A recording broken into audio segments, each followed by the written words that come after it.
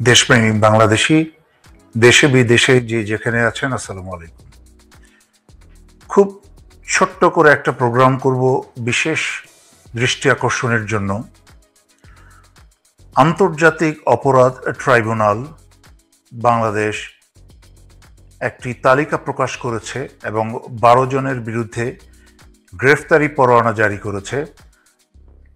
তাদের মাঝখানে স্বৈরাচারী শেখ হাসিনা থেকে শুরু করে সন্ত্রাসী অবসরপ্রাপ্ত মেজর জেনারেল তারেক সিদ্দিকী এবং স্বৈরাচারী শেখ হাসিনার আমলের যত খুনি ডিজিএফআই প্রধান আছে সকলের নাম আছে। আপনারা চিঠিটা দেখতে পারেন।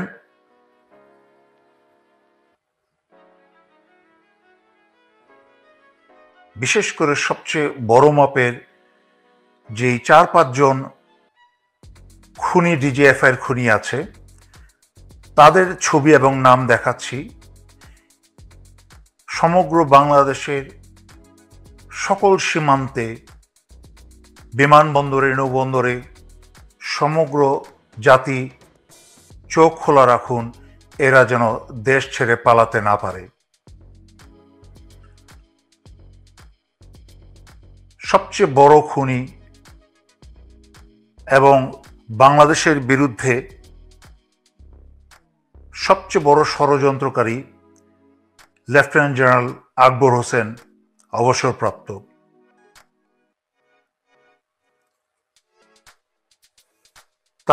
তারপরেই আছে মেজর জেনারেল সাইফুল আবেদিন। এও প্রায় 1500 কোটি টাকা চুরি করে, বহু মানুষ হত্যা করে, গুম খুন করে দেশ ছেড়ে পালিয়ে এখন যুক্তরাষ্ট্রে অবস্থান আছে। যেহেতু আন্তর্জাতিক অপরাধ ট্রাইব্যুনাল, আশা করি তাদেরকে যুক্তরাষ্ট্র থাকলেও তাদেরকে গ্রেফতার করা হবে। তার পরবর্তীতে লেফটেন্যান্ট জেনারেল সাইফুল আলম। এহেন কোনো খারাপ কাজ নাই যে এই লোকটা করতে পারে না এবং করে নাই। তারপর সর্বশেষে হাসিনার আমলে মেজর জেনারেল হামিদুল হক। এদের উপরে বিশেষ করে নজর রাখবেন, এরা যেন দেশ ছেড়ে পালাতে না পারে। এটা সমগ্র বাংলাদেশির দায়িত্ব। এরা ষড়যন্ত্র করে যাচ্ছে, এরা চাচ্ছে যে তাদের বিচার সেনা আইনে হোক, কিন্তু সেই সুযোগ নেই। তাদের অনেকেই বরখাস্ত এবং বাকিরা অবসরপ্রাপ্ত, এবং তাদের বিরুদ্ধে অনেক সেনা এবং বহু বেসামরিক কর্মকর্তাকে গুম এবং খুন করার প্রমাণ সহকারে আছে। তাই তাদের বিচার সিভিল আদালতেই হবে, এর কোনো বিকল্প নেই। তারা দিনরাত চেষ্টা করে যাচ্ছে যেন নামকাওয়াস্তে তাদের একটা সামরিক আদালতে বিচার করে ছেড়ে দেওয়া হয়। সেই সুযোগ যেন এরা না পায়, তার উপর দলমত ধর্ম নির্বিশেষে সবাই নজর রাখবেন। মনে রাখবেন, বাংলাদেশের 54 বছরের ইতিহাসে এই গত 16 বছরে যা হয়েছে সামরিক বাহিনী এবং পুলিশকে ব্যবহার করে, তা যেন ভবিষ্যতে বাংলাদেশের ভবিষ্যৎ ইতিহাসে কোনোদিন কোনো সামরিক কর্মকর্তা এবং পুলিশ কর্মকর্তা করার দুঃসাহস পর্যন্ত বা চিন্তা পর্যন্ত না করতে পারে। এই বিচার একটা জাতির জন্য উদাহরণ হয়ে থাকুক, যেন ভবিষ্যতে কোনো ডিজিএফআই যেন স্বপ্নেও চিন্তা না করতে পারে কোনো প্রকার অপরাধ ঘটানো, এবং কোনো রাজনৈতিক দলের পক্ষ হয়ে বা কোনো দেশবিরোধী, জনতা বিরোধী কাজ করার দুঃসাহস না দেখাতে পারে। খুব অল্প সময়ের মধ্যে ভারতের সাথে বাংলাদেশের দুটো সীমান্তে খুবই উল্লেখযোগ্য দুটো ঘটনা ঘটেছে, এবং এগুলো বাংলাদেশের ভবিষ্যতের জন্য, বিশেষ করে ভারতের সাথে সম্পর্কের ক্ষেত্রে গুরুত্বপূর্ণ মাইলস্টোন হয়ে থাকা উচিত। আমার মনে হয়, প্রায় কথাটা বলি যে ভারতকে বাংলাদেশের সাথে তার সম্পর্ক রিয়ালাইন করতে হবে, সেই ক্ষেত্রে একটা গুরুত্বপূর্ণ বার্তা দেয়। একটা হচ্ছে ঝিনাইদহ সীমান্তে হেডলাইন এরকম, কোদলা নদীর 5 কিলোমিটার দখলমুক্ত করার দাবি বিজিবির, বিএসএফ এর অস্বীকার। মানে এখানকার নিউজটা হচ্ছে এইরকম যে মহেশপুর 58 বিজিবি এক সংবাদ বিজ্ঞপ্তিতে জানায়, বলা হচ্ছে যে এখানে নদীর অংশ ভারতীয় ভূখণ্ডের ভেতরে, এতদিন ভারতীয় সীমান্তর বাংলাদেশি ভূখণ্ডের ভেতরে হলেও এটা ভারতীয় সীমান্তরক্ষী বাহিনীর দখল করে রাখা, বাংলাদেশিরা প্রবেশ করতে পারতো না। বাংলাদেশের জেলেরা মাছ ধরতে নামলেও বাধা দিত বিএসএফ। নদীর ওই 5 কিলোমিটার অংশে এখন যে কোনো বাংলাদেশি নামতে পারবেন বলে আশ্বস্ত করেছে বিজেপি। যদিও বিএসএফ ভারতীয় গণমাধ্যমের সংবাদে বিজিবির এই দাবি নাকচ করেছেন বলা হচ্ছে বিএসএফ এর পক্ষ থেকে। মানে এখানে যে তথ্যটা আমরা পাই, একটা নদীর একটা অংশ ভারত থেকে বাংলাদেশে ঢুকেছে, আবার ভারতে গেছে, কিন্তু বাংলাদেশের মধ্যে যে ঢুকেছে এটা 4.8 কিলোমিটার অংশ। 61 সালে প্রণীত বাংলাদেশ ভারত মানচিত্র অনুসারে কোদালা নদীর ওই 4.8 কিলোমিটার অংশ বাংলাদেশ সীমান্তের শূন্য রেখার অভ্যন্তরে অবস্থিত। কিন্তু এখানে যেহেতু মানুষ কম থাকে, এই জন্য বিএসএফ এটাকে নিয়ন্ত্রণ করতে এভাবে বলা হয়েছে। কিন্তু আমাদের এখন বিজিবি সেটা নিয়ন্ত্রণে নিয়েছেন এবং সেখানে নিয়ন্ত্রণে রাখার জন্য তারা জনবল বৃদ্ধির পাশাপাশি যন্ত্রচালিত বোট ও দ্রুত টহলের জন্য অল টেরেন ভেহিকল বরাদ্দ করছে। এবং এখানে যারা বাসিন্দা আছেন তারা বলছেন যে এটা তাদের নিয়ন্ত্রণে এসছে। কিন্তু পিটিআই আনন্দবাজারের বরাত দিয়ে ভারতীয় গণমাধ্যম বলছে কোদলা নদীর 5 কিলোমিটার উদ্ধারের বিজিবির দাবিটি সত্য নয়। বিএসএফ এর তরফে বিজিবির এই দাবিকে দায়িত্ব জ্ঞানহীন বলেও মন্তব্য করা হয়েছে। এখানে ওরা আবার 75 সালের চুক্তির কথা বলছে, যেটা ভারতীয় ভূখণ্ড হিসেবে নাকি তাদের কাছে গেছে। এটা হলো একটা খবর। এবং আমি আনন্দবাজারের নিউজটাও দেখলাম, সেখানে রীতিমতো ওরা একটা ভিডিও রেফারেন্স দিচ্ছে যেখানে মানুষজন ওখানে নামছে এবং আনন্দ করছে এরকম বলা হচ্ছে, কিন্তু তারা এটা ঠিকঠাক মতো ভেরিফাই করতে পারেনি, এরকম তথ্য দিয়েছে। এই হচ্ছে ব্যাপার।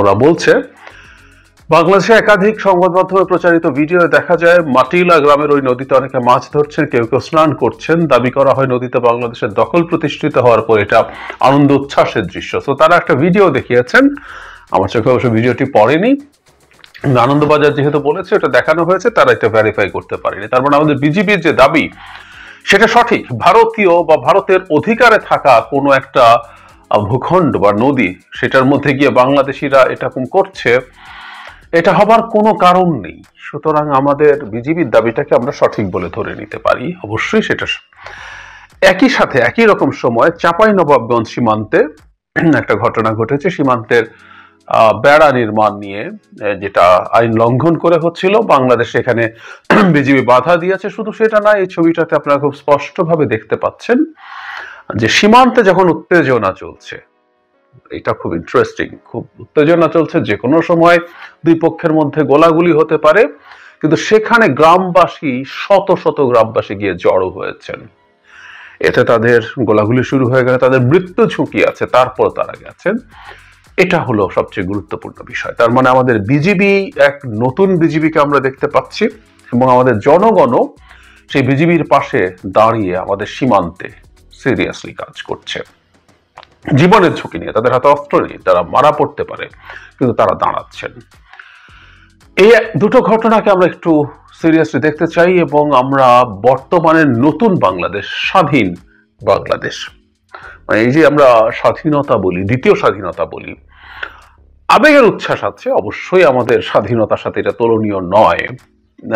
ওটা যে ইন্টেন্সিটি ছিল, এটা যে সিভিয়ারিটি ছিল, ওই ফাইটটা যত টাফ ছিল তার সাথে না। কিন্তু এটাও সত্য কথা যে আমরা তো আসলে শেখ হাসিনার অধীনে কার্যত ভারতের উপনিবেশে পরিণত হয়েছিলাম। আমরা ভারতের উপনিবেশে পরিণত হয়েছি শুধু না, ভারতের কলোনির বাইরে এটা মানে আওয়ামী লীগেরও কলোনিতে পরিণত হয়েছিল। এটা আওয়ামী লীগের লোকজন এই দেশকে কলোনির মতো করে ব্যবহার করেছে বলেই এই রাষ্ট্রের সম্পদ লুট করে বিদেশে নিয়ে যেত। মানে কলোনি মানুষ করে এই কারণে যে ওখানকার সম্পদ সে লুট করে তার নিজের দেশে নিয়ে যায়।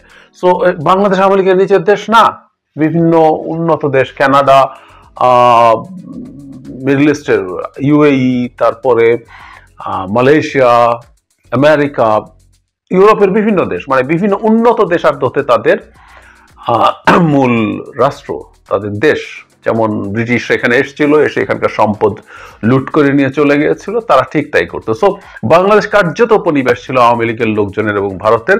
সো আমাদের এক ধরনের স্বাধীনতার বোধ তৈরি হয়েছে এবং এই স্বাধীন দেশের স্বাধীন সময়ে আমাদের সীমান্ত রক্ষীরা তাদের আত্মমর্যাদা নিয়ে দাঁড়াচ্ছে ভারতীয় বাহিনীর বিরুদ্ধে। সেটা অবৈধ কাঁটাতারের বেড়া দেয়া হোক অথবা আমাদের বৈধ যে নদী আমাদের সীমান্তের অভ্যন্তরে সেটার অধিকার ফিরে পাওয়ার ক্ষেত্রে হোক। একই সাথে জনগণ, এটা খুব জরুরি, নাগরিক হয়ে উঠছেন। জনগণ, আমি আগেও একদিন ওই সময় খুব কথাটা বলতাম যে একটা বন্যা হলো তত্ত্বাবধায়ক সরকার ক্ষমতায়, অন্তর্বর্তীকালীন সরকার ক্ষমতায় আসার পর, তখন মানুষের যে অবিশ্বাস্য উচ্ছ্বাস এবং সাড়া, সেটা প্রমাণ করে যে আমরা বাংলাদেশকে নিজের রাষ্ট্র বলে মনে করছি।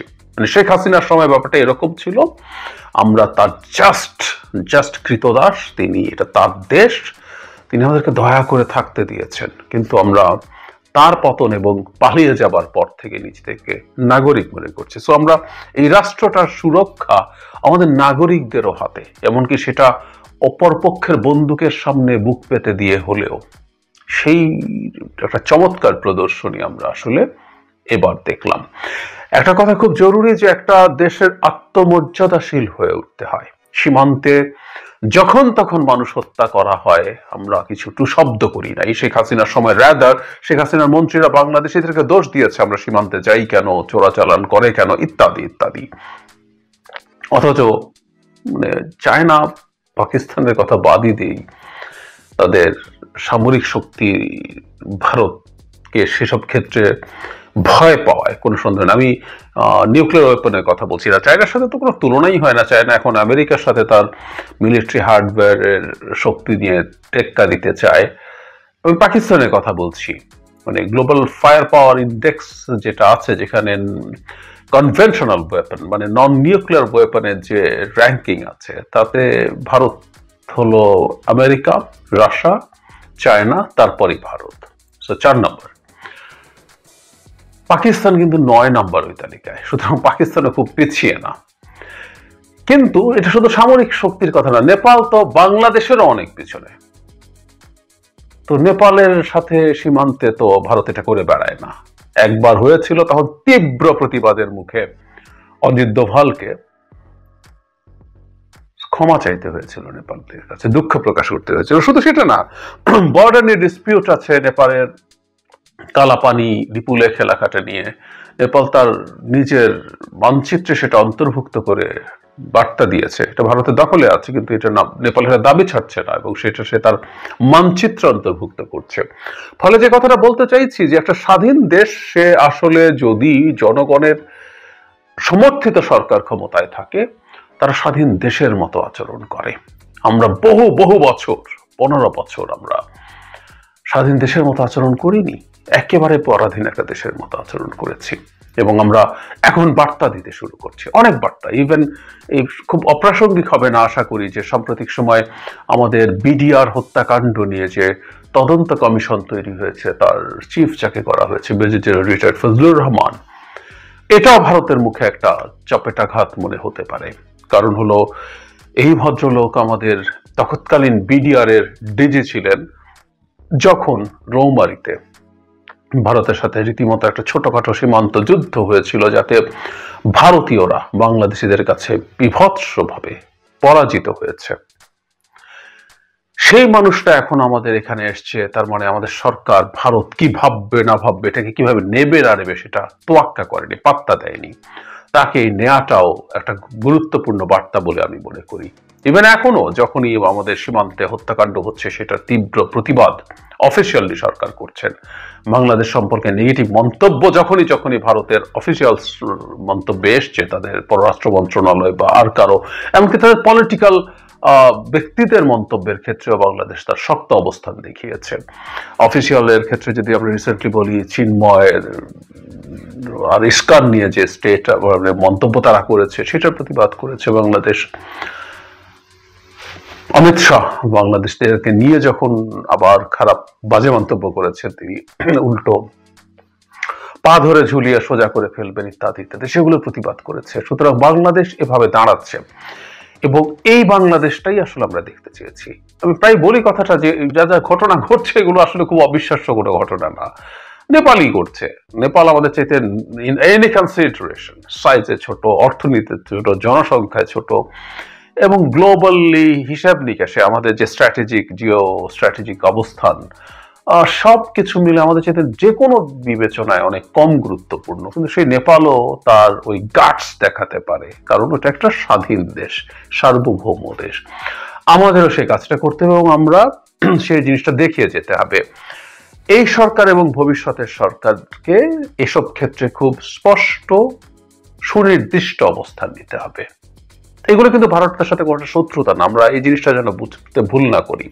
এই যে সীমান্তে কাঁটাতারের বেড়া দিতে দেওয়া হবে না অবৈধভাবে, এবং আমরা পরবর্তীতে দেখলাম যে তারা সেই কাঁটাতারের বেড়া দেয়া থেকে সরে এসছে, এখন তারা দিচ্ছে না এবং তারা নিয়মিত টহল দিচ্ছে। দুই পক্ষই ওখানে শক্তি বৃদ্ধি করেছিল, কিন্তু তারা এখন নিয়মিত টহল দিচ্ছে।